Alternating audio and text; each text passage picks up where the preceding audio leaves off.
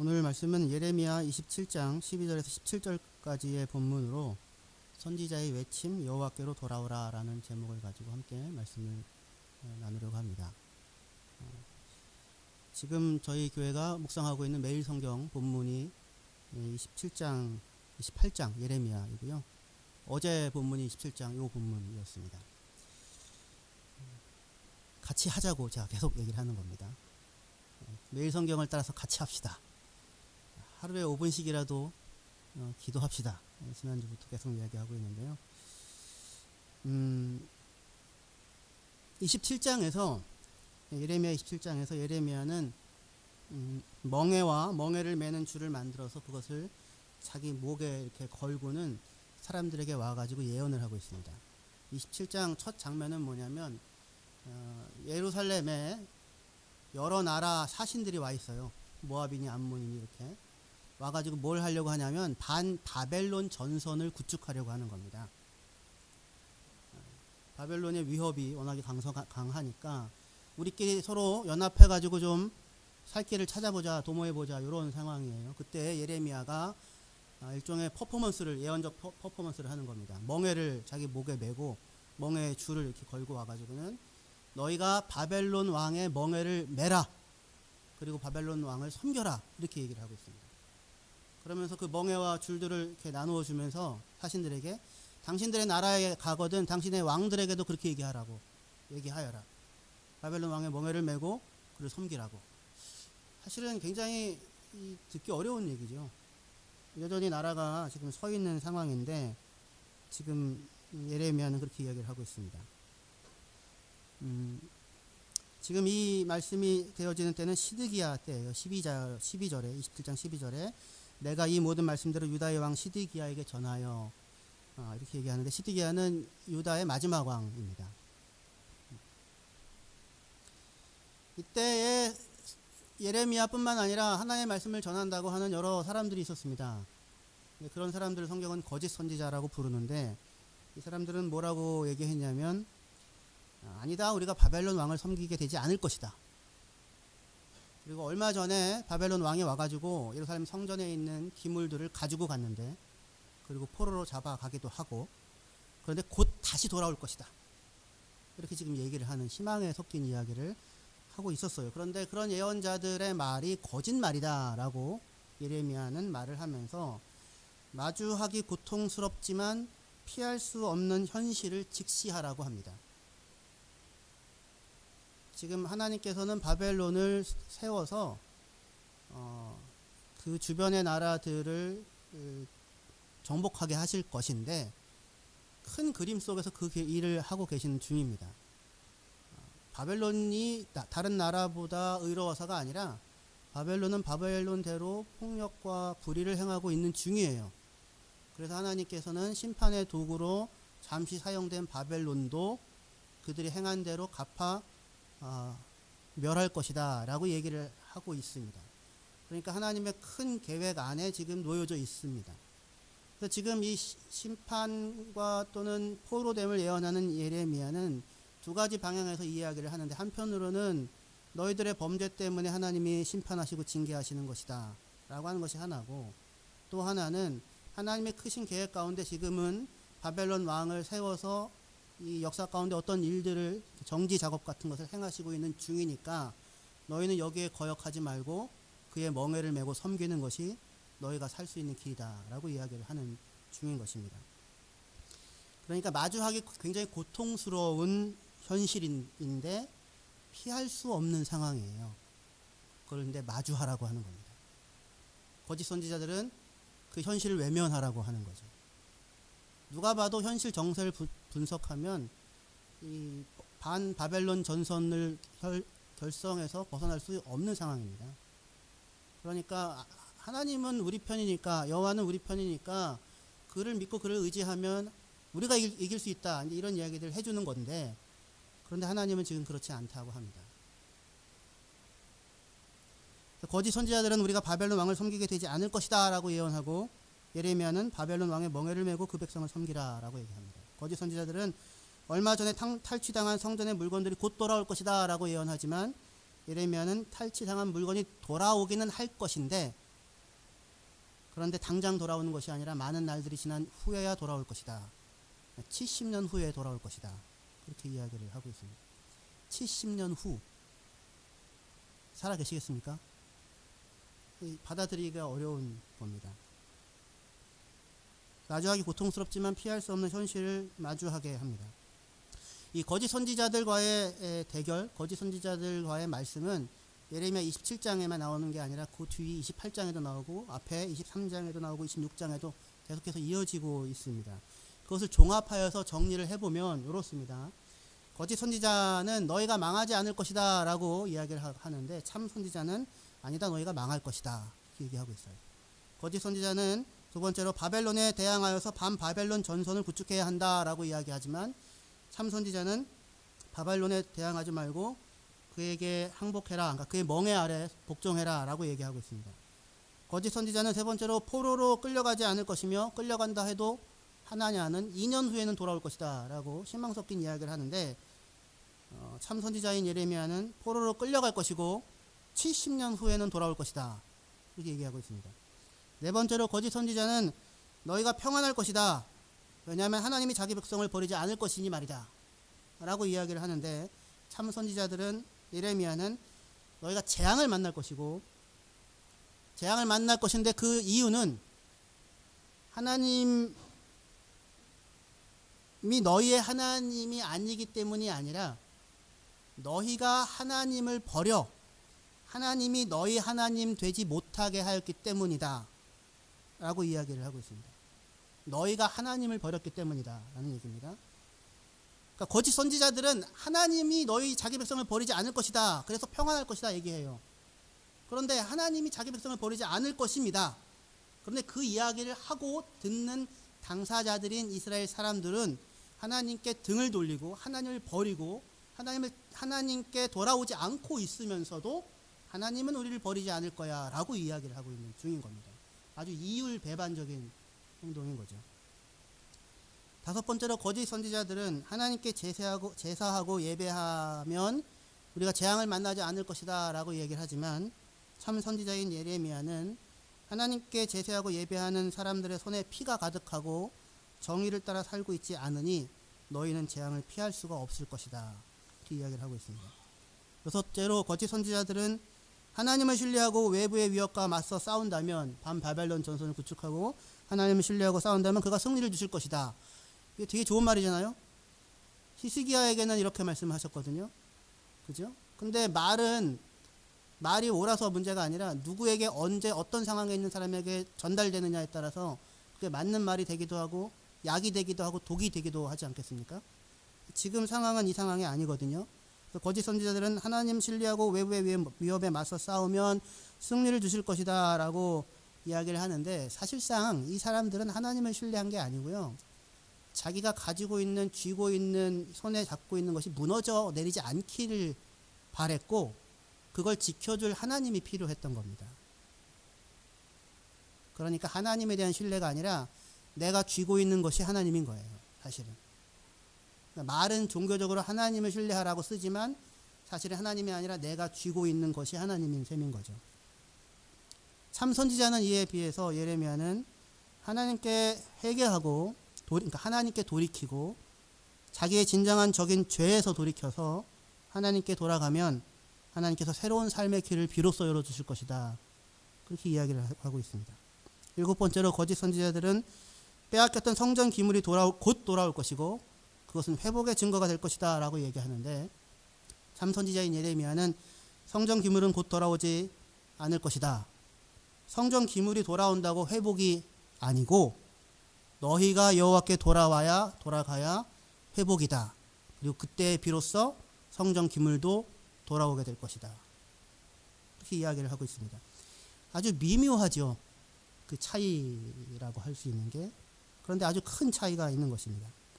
거짓 선지자들의 메시지는 위로가 있고요, 소망을 주고요, 격려하며 종교적 열심을 부추기고 있습니다.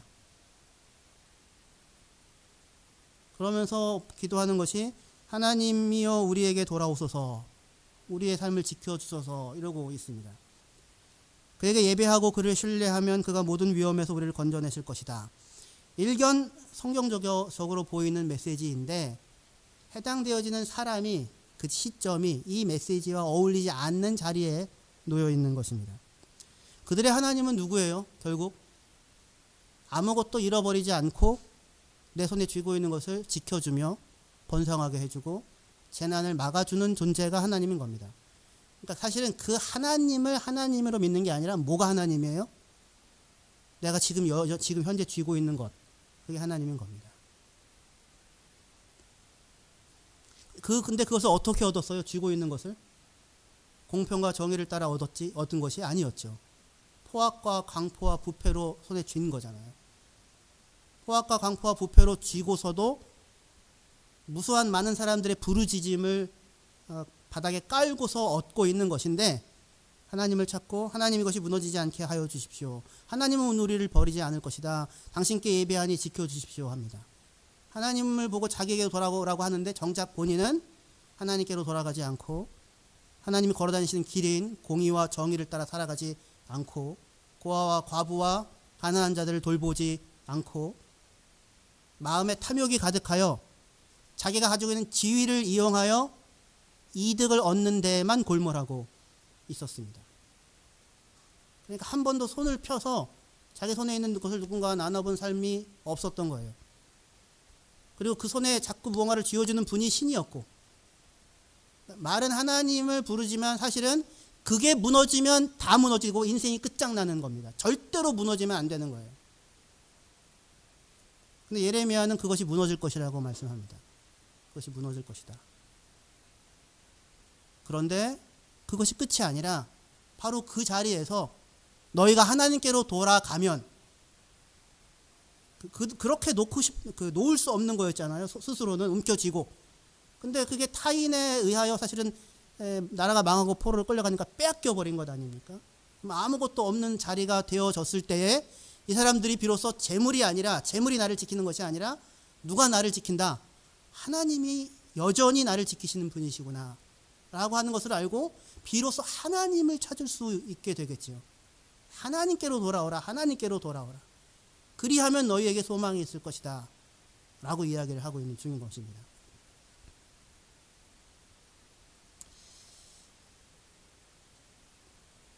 그러니까 참 선지자의 하나님은 재난을 겪지 않고 형통한 삶을 살게 하시는 분으로서의 하나님이 아니라 자기 백성이 하나님이 누구인지를 알아서 하나님이 걸어다니시는 길을 따라 걸어다니도록 세워가시는 분이 하나님이신데 지금 자기 백성은 그 자리에 안 있잖아요.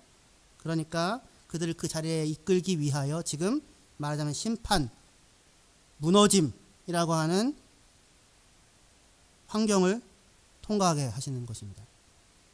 상황과 환경과 조건을 좋게 해주시는 분이 하나님이 아니고 어떠한 상황과 조건을 만나든지 간에 그 속에서 하나님이 하나님이신 줄 알아 하나님의 사람으로 살아가는 백성을 빚어 만들도록 지금 이 마주하기 어려우나 외면할 수 없는 현실 앞에 이스라엘을 세우고는 내가 이 일을 너희를 위하여 사실은 행할 것이니 너희는 바벨론 왕의 멍에를 메고 그를 섬겨라 라고 이야기를 하고 있습니다. 이스라엘 사람들은 지금 현재 이 예레미야의 말을 듣고 있는 이스라엘 사람들은 신령과 진정을 다하여 하나님께 예배하고 있는 중이 아닌 거예요.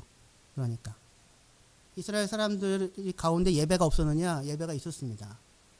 많은 재물들을 가지고 와서 예배를 드렸습니다. 기도도 많이 했습니다. 그런데 예배를 하면서도 참된 의미의 기도가 없는 겁니다. 우리가 기도를 왜 합니까? 언제 하게 됩니까? 언제 기도가 나옵니까? 내가 참으로 무언가를 하고 싶은데 도달할 수 없을 때, 내 힘과 내 능력으로 할 수 없을 때 기도가 나오잖아요. 그렇죠? 그렇지 않습니까? 하나님을 힘입는 거잖아요. 근데 그때 내가 참으로 도달하고 싶어도 도달할 수 없는 그 자리의 내용이 뭔가요? 내 욕망인가요? 내 욕심인가요? 남들은 노력해서 도달하는 자리, 나는 노력하면서 기도도 하면서 하는 것인가요? 물론 그것도 좋습니다. 그렇게라도 하나님과 동행하고 교제하는 삶을 살아갈 수 있다면 좋겠습니다. 그렇게라도 하나님을 찾으십시오. 야곱도 그렇게 찾았습니다. 하나님을. 야곱도 하나님이 찾아오셔서 내가 너 복 줄게, 내가 너에게 허락한 거 다 이루기까지 떠나지 않을게 하자 야곱이 하나님이 그렇게 약속하신 대로 해주시면 내가 돌아와서 당신에게 11조도 드리고 당신은 내 하나님이 될 것입니다. 그러니까 아직 하나님을 붙잡는 게 아니라 하나님이 자기 손에 쥐어줄 복이 하나님이었던 거지요. 그렇게 시작해서 20년을 하나님과 삽니다. 그리고 결국 무엇이 복인 줄 알아요? 하나님이 복이구나를 알아서 자기 손을 놓을 수 있는 사람이 되어갑니다. 기도는 사실은 내가 아무리 노력하고 애써도 도달할 수 없는 자리에 대한 탄식이고 부르짖음이고 안타까움이지 않겠습니까? 근데 누구를 향한 탄식과 부르짖음이 우리들에게 있습니까? 내 집은 만민을 위하여 기도하는 집이다. 그런데 너희는 강도의 소굴을 만들었다.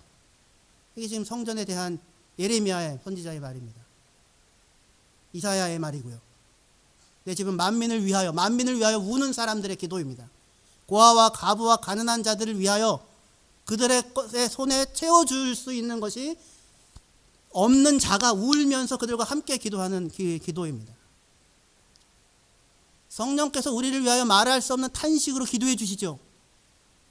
능력이 없어서가 아니라 하나님께서 우리에게 충분한 사랑과 은혜와 복을 주시기를 원하지만 받는 우리가 바른 방향으로 반응하지 못하면 그것을 받아 누릴 수 있는 방법이 없잖아요. 주고 싶어도. 그러니까 탄식할 수밖에 없는 거죠. 성령도 우리를 위하여 탄식하고 기도하십니다. 그 기도에 연약한 자, 가난한 자, 병든 자, 스스로의 삶을 헤어나올 수가 없는 자, 그 모습을 보고 나도 같이 안타까워서 같이 안타까워 기도하는 기도. 만민을 위하여 기도하는 집, 이방인들을 위하여 기도하는 집, 가난한 자들과 젖는 자들이 함께 와서 기도하는 집. 그런데 너희는 강도의 수고를 만들었대요. 그러니까 내 욕망을 채우기 위하여서 내 손에 무언가를 채워달라고 하는 기도로만 가득해 있는 거예요. 그래서 손에 피가 가득하고 힘이 있는데 그 힘, 하나님이 이 왕에게 힘을 주었는데 그 힘으로 가난한 자를 돌보는 것이 아니라 지위를 이용하여 더 많은 이득을 얻기에 골몰해하는 삶, 그것을 위하여 기도를 동원하고 있는 그런 지금 사람들에 대하여서 그들의 기도에 하나님께서 응답하실 수가 없는 겁니다. 이 성전을 막았으면 좋겠다. 재물을 가지고 오는 것을 막았으면 좋겠다. 내가 그들의 기도를 듣기에 곤비하다 라고 말씀하십니다. 그리고 그런 예배를 그들의 그 예배를 막으시고 마침내 성전을 파괴하시죠. 예배 공간을 가능하지 않게 흩으시고는 흩어진 그 자리에서 하나님 말고는 의지할 수 있는 것이 아무것도 없는 가난하고 가난한 자신의 처지 속에서 하나님을 진심으로 부르게 될 때 그들에게 하나님께서 응답하심으로 그들을 참된 삶의 예배로 부르시겠다라고 하는 것이 이 예레미야의 외침인 것입니다. 여호와께로 돌아오라.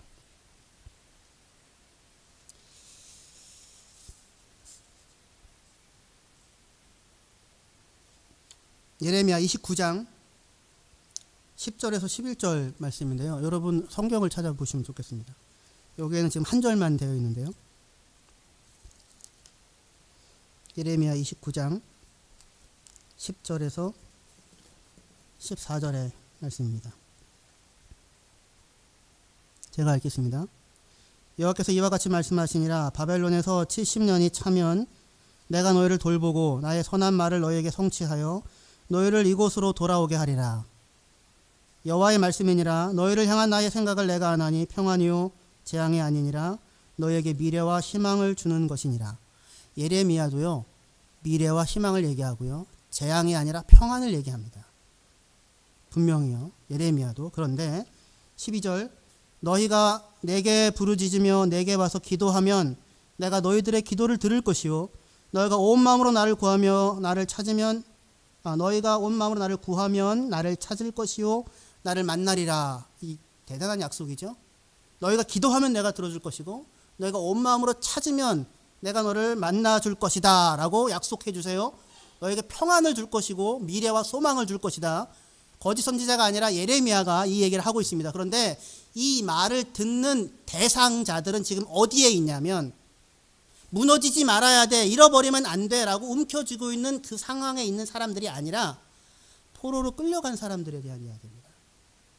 포로로 끌려가서 70년이 차고 있는 그때의 14절, 예레미야 29장 14절, 이것은 여호와의 말씀이니라. 나는 너희를 만날 것이며 너희를 포로된 중에서 다시 돌아오게 하되 내가 쫓아보내었던 나라들과 모든 곳에서 모아 사로잡혀 떠났던 그곳으로 돌아오게 하리라. 이것은 여호와의 말씀이니라 라고 말씀합니다. 여호와께서 이것은 여호와의 말씀이니라, 이것이 여호와의 말씀이에요. 거짓 선지자들이 사람들의 기대와 사람들의 공포와 불안을 달래주기 위하여 당신 망하지 않을 거야, 무너지지 않을 거야, 놓치지 않을 거야, 하나님께서 당신을 버리지 않을 거야, 떠나지 않을 거야 라고 스스로의 불안을 달래기 위하여 마법 주문처럼 외치는 이야기가 아니라, 그런 말이 아니라 이것은 여호와의 말이다 분명히 말씀하십니다. 너희를 향한 나의 생각은 내가 아나니 재앙이 아니고 평안이고 너희 장래의 미래와 소망을 갖게 하려는 말이다. 너희가 내게 부르짖고 기도하면 내가 응답할 것이고 너희가 나를 찾으면 만날 것이다. 근데 어디에 있는 사람들이에요 지금? 그것들이 다 무너지고 놓아지고 포로로 끌려간 상태에 있는 사람들, 하나님이 아니면 아무도 자기를 지켜줄 자가 없다고 고백하지 않을 수 없는 그 자리에 서 있는, 그 심령의 자리에 서 있는 사람들에게 대하여 너희가 나를 찾으면 내가 너에게 반드시 응답할 것이라고. 여호와의 말이다. 포로된 자리에서 내가 이끌어들여 내 백성으로 다시 세우겠다 라고 하시는 것이 우리 하나님의 말씀입니다. 그리고 이 말씀대로 하나님은 이 일을 이루셨습니다. 여기에 우리의 소망이 있습니다. 예레미야 23장 5절, 예레미야 23장 5절에 앞에 있죠? 같이 한번 읽어보시면 좋겠습니다. 5절부터 6절입니다. 예, 시작. 여호와의 말씀이니라. 보라, 때가 이르리니 내가 다윗에게 한 의로운 가지를 일으킬 것이라. 그가 왕이 되어 세상에서 정의와 공의를 행할 것이며 그의 날에 유다는 구원을 받겠고 이스라엘은 평안히 살 것이며 그의 이름은 여호와 우리의 공의라 일컬음을 받으리라. 이 잘못된 거짓된 지도자들과 거짓 선지자들에 대한 이야기가 앞뒤로 쭉 있는 문단의 한가운데 어떻게 보면 느닷없이 뜬금없이 갑작스럽게 이 말씀 한 문단이 들어갑니다. 그게 뭐냐면 여호와의 말씀이니라. 보라, 때가 이르리니 내가 다윗에게서 한 의로운 가지를 일으킬 것이라. 예수님에 대한 말입니다. 그가 왕이 되어 지혜롭게 다스리며, 이 지혜롭게라는 말은 너희가 가난한 자를 구제할 때 지혜롭게 하여라 라고 할 때 쓰이거든요. 그러니까 이게 무슨 얘기냐면 가난한 자를 돈 막 준다고 구제가 아닌 것이죠. 그죠? 받는 사람이 부끄러워하면 안 되는 것 아니겠습니까? 그리고 그 받을 때 이것이 하나님이 나를 한 번도 외면한 적이 없구나라는 사실을 전달하는 형태로 주어져야 하거든요. 그러니까 오히려 무언가를 줄 때 훨씬 세심해야 돼요. 훨씬 조심해야 돼요. 훨씬 겸손해야 돼요. 그렇죠? 그래서 그 모든 지혜를 동원하여 가난한 자를 구제하라라고 할 때 이 지혜롭다는 말을 쓰거든요. 근데 지금 이 왕은 의로운 왕인데 지혜롭게 세상을 다스려서 세상의 의와 공의를, 정의와 공의를 행할 것이고 그날에 유다는 구원을 받고 이스라엘은 평강을 누리게 될 것이며 여호와의, 그때 그의 이름은 여호와 우리의 의, 여호와 우리의 의가 될 것이다 라고 이야기를 하고 있어요. 지금 이스라엘 사람들에게 하나님이 끊임없이 얘기했던 것은 사실은 하나님이 걸어다니시는 길, 공의와 정의를 따라 힘 있는 자가 힘 없는 자와 함께 멍에를 메고 그들의 짐을 짊어지는 것이 하나님의 길입니다. 하나님인 그분이 죄인인 우리와 같은 멍에를 짊어지고 당신이 가지고 있는 모든 영광스러움에 우리를 참여시키기 위하여 본인이 수고하고 일하셔서 우리를 그 자리에 참여시켜 누리게 하시고 우리의 부족함과 연약함과 죄인됨을 그가 스스로 담당하여 그 짐에서 우리를 벗어나게 하시는 일을 강하신, 풍성하신, 능하신 하나님이 하시거든요. 그게 의와 정의예요. 그것을 하고 살라고 이스라엘을 불렀는데 이스라엘은 실패하였고 이스라엘 어느 왕도 실패하였습니다. 그리고 다 포로로 끌려간 상황이지요. 그런데 그때 느닷없이 하나님께서 여호와 우리의 의, 하나님 우리의 의라고 하면서 하나님의 의가 한 가지를 통하여 나타나서 의와 정의를 행하실 것이라고 이야기를 하는 것입니다. 한 구절 더 찾아 읽겠습니다. 로마서 3장 21절에서 24절 말씀입니다. 같이 읽을게요. 로마서 3장 21절에서 24절이요. 예, 시작. 그러나 하나님의 한 의가 나타났으니 율법과 선지자들의 증거를 받은 것이라. 곧 예수 그리스도를 믿음으로 모든 믿는 자에게 미치는 하나님의 의인이 차별이 없느니라. 모든 사람이 죄를 범하였음에 하나님의 영광에 이르지 못하더니 그리스도 예수 안에 있는 성령으로 말미암아 하나님의 은혜로 값없이 의롭다 하심을 얻은 자 되었느니라. 아멘. 이것이 여호와 우리의 의에 대한 말씀입니다. 공평과 정의를 따라 살라고 끊임없이 얘기하였고 여호와께로 돌아오라 하였으나 자기 손에 잡고 있는 것이 하나님이냐, 그것이 무너지면 마지막이라도 되느냐 움켜쥐고 있었던 사람들이, 하나님 아닌 것을 붙잡혀 그것의 종노릇하고 살았던 사람들이 우리들이었습니다. 그런데 그러한 스스로 그렇게 아무것도 자기 안에서 스스로를 건져낼 수 있는 것이 없다고 고백하지 않을 수 없는 자리에 있을 때 비로소 하나님께서 일하십니다. 우리가 아직 죄인이었을 때에 모든 사람이 죄를 범하여 하나님의 영광에 이르지 못하더니 그리스도 예수 안에 있는 성령으로 말미암아 하나님께서 값을 치르심으로 말미암아 값없이 의롭다함을 얻은 자 되었느니라 라고 하는 것, 이 길이 하나님께서 한결같이 걸어오신 그의 길이었습니다. 코이노니아와 디아코니아라고 들어보셨죠? 코이노니아 교제와 디아코니아 섬김.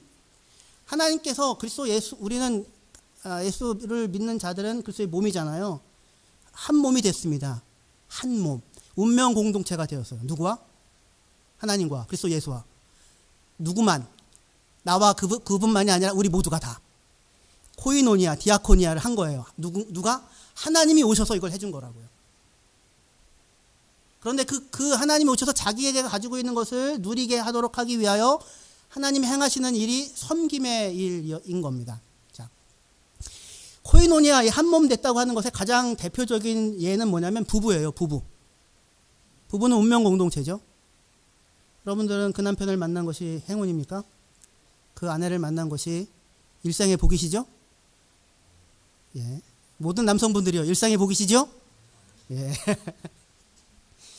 나는 너를 버리지 아니하고 떠나지 아니하리라. 이 말을 아플 때나 아프지 않을 때나 그 나이가 들어선 삼시기 안 하고 일시기도 안 할 테니까 죽어도 너를 버리지 아니하고 떠나지 아니하리라. 이 얘기를 해주시기를 간절히 바라는데, 코이노니아는 결합하여 한 몸이 된 겁니다.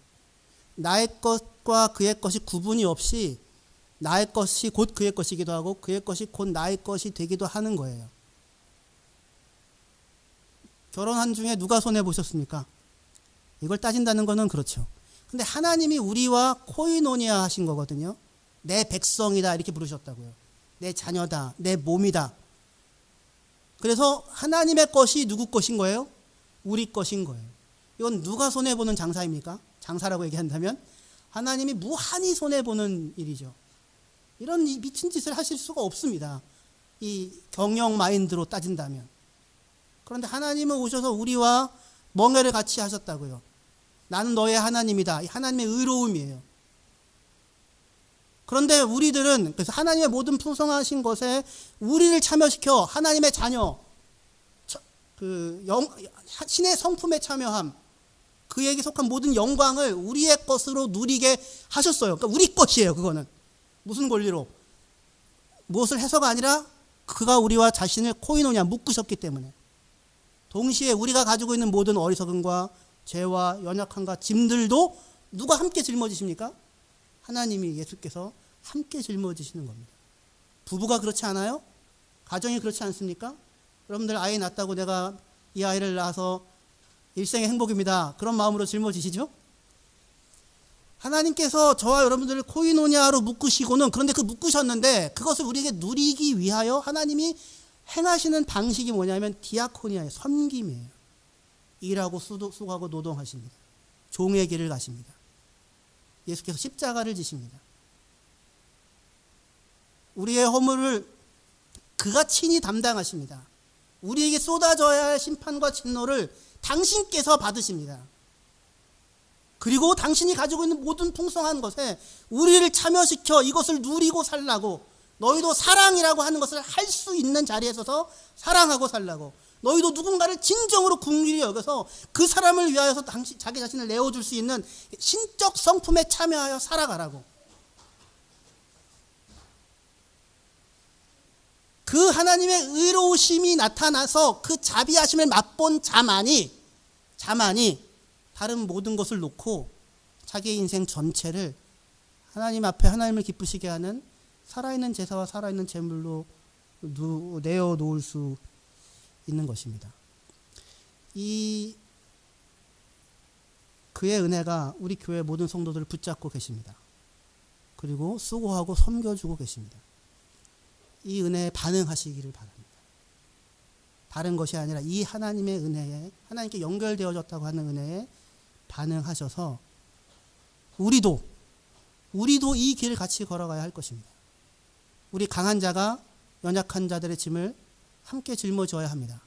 이거는 숙제나 부과되는 어려운 일이 아니라 하나님이 걸어다니시는 길을 나도 가보는 겁니다. 우리가 누군가를 섬기고 구제하고 누군가의 짐을 함께 나누어 지는 것은 숙제나 어려운 일이 아니라 하나님만이 누려갈 수 있는 그 신비한 일에 내가 직접 참여하여 하나님을 맛보고 누리는 기회입니다. 크고 대단한 일이 아니라 작은 일들 가운데서도 그렇게 하실 수가 있습니다.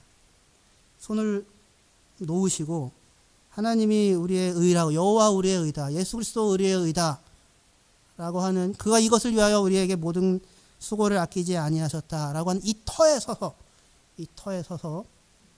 하나님을 따라 의와 진리와 거룩함으로 지으심을 받은 새 사람으로서 이 땅을 살아나가시는 저와 여러분들이 됐으면 좋겠습니다. 기도합시다.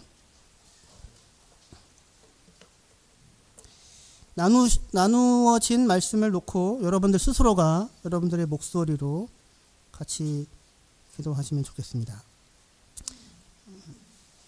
하나님 아버지, 저는 지금까지 여전히 예배의 자리에 와 있지만 놓지 못하고 있는 것이 많습니다. 하나님이 아닌 것을 하나님으로 붙잡고는 이거 무너지면 끝장날 것이라고 생각하고 하나님을 섬기는 것이 아니라 다른 것을 섬기는 일들이 너무나도 많습니다.